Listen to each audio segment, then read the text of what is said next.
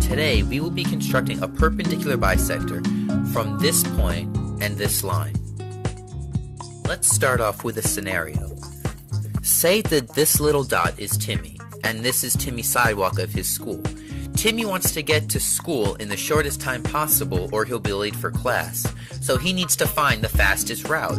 It just so happens that the fastest route between two places is a straight line, so we need to construct a straight line for Timmy to get to school. To start, we will first need to make an arc from Timmy as the midpoint that intersects this line twice. We are going to put the eye of our compass on Timmy, so he acts as the center. We are then going to position our slider just a bit below the line so that we are able to hit it twice when we make a curve.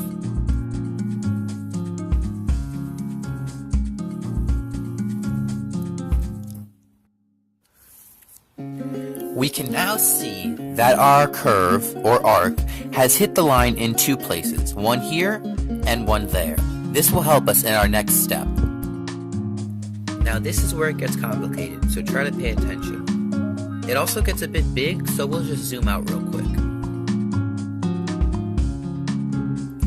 Okay, so as we performed in our last set of instructions, we found the 2 points where the arc that we made from Timmy intersected with the line or the sidewalk, here and here.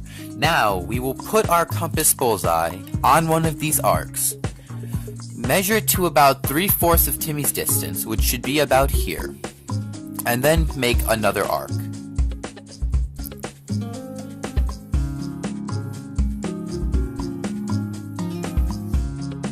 Okay. Now we will do the same for the other point, right here. Make sure not to move your compass or your calculations will be incorrect.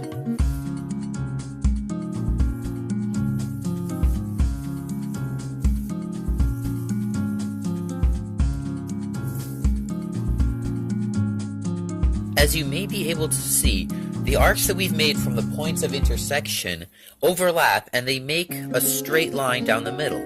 We are going to connect these and go straight through from Timmy to the sidewalk.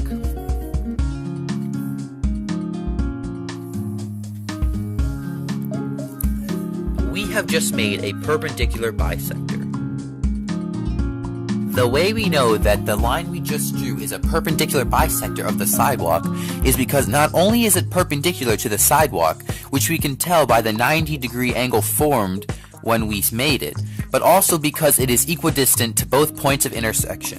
What I mean is, it is the same length from here to here, as well as here to here, which means that they must be the same, which making them equidistant, which means it's a perpendicular bisector.